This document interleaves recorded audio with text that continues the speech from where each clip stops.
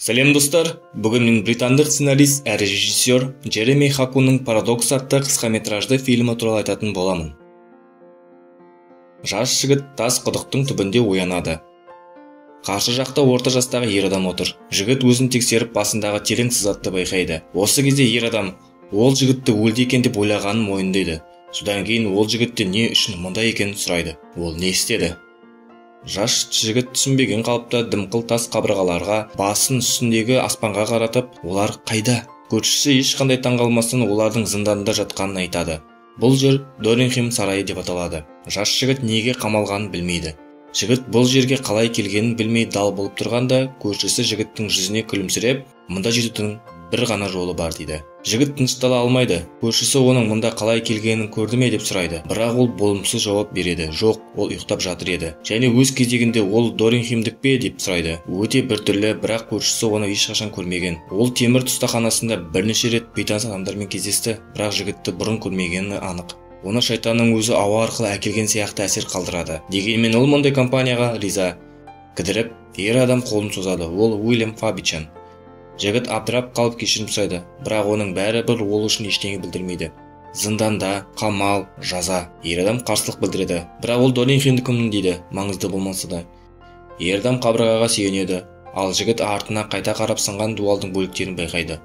Ол кезектерді жинап алып қуанышпен. Ол оны таныды. Ол жексенбі күні әйелі келгенге дейін оны таңғалдырғысы келген. Ол орындық әкеледі.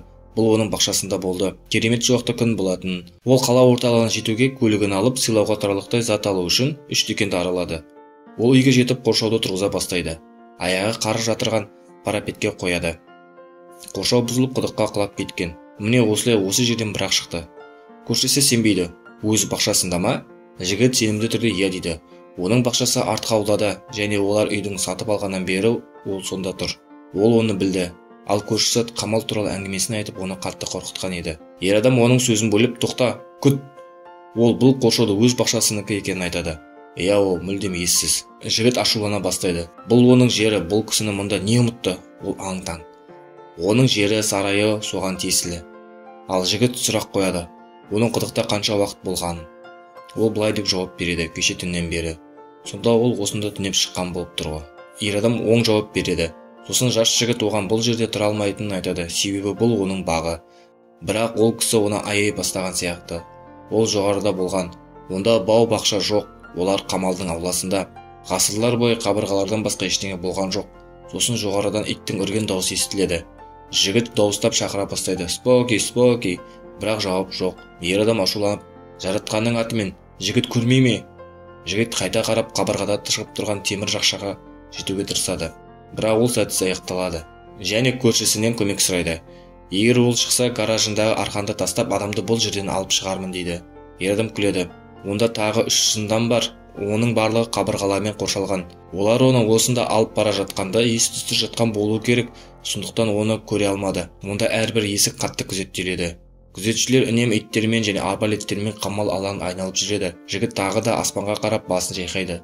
Олар естіген ит оныкі. Сондықтан ер адам оған көмектессе жақсы болады.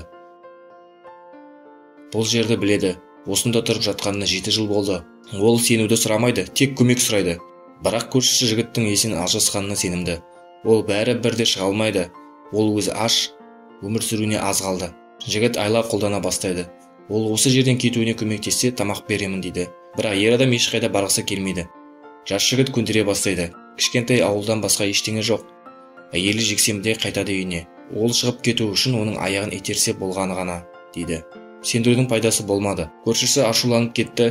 Жетер енді. Ол жігіттің аман қалуына көмектесуге тырысып отыр. Оның камераласы қашып кетті, бірақ ұсталды. Оның тілін қысқашпен жұлып көзін ойып алған. Жігіт тоқтатуын сұрайды. Бірақ осы кезде жабайы әйелдің айқайы естіледі. Ер адам сыйына бастайды. Ал жігіт таңырқап қарайды. Бұл не? Мұның бәрі қандай да бір ойын, қатыгез әзіл сияқты. Бірақ ер адам ашуланып оның тамағынан қылғындырады. Оның мазасын алмауын айтады да қайтадан сыйынуға кіріседі. Осы кезде найзағай ойнайды. Аспанды қара бұлт басып, жігіт әрекет етуді шешеді. Ол секіріп аяғының астында қирап жатқан шағын тасқа тұрады. Сосын шығыңқы темір шыбықты ұстайды. Қатты қиналып, әрең дегенде жоғары көтеріледі. Ал көршісі қабырғаның басында жеткенше оған иттерін қаптырады, сондықтан бұлай етпеуін өтінеді. Әйтеуір жігіт шығып жерге құлап түседі. Сосын оған ақ халатты адамдар жүгіріп келеді.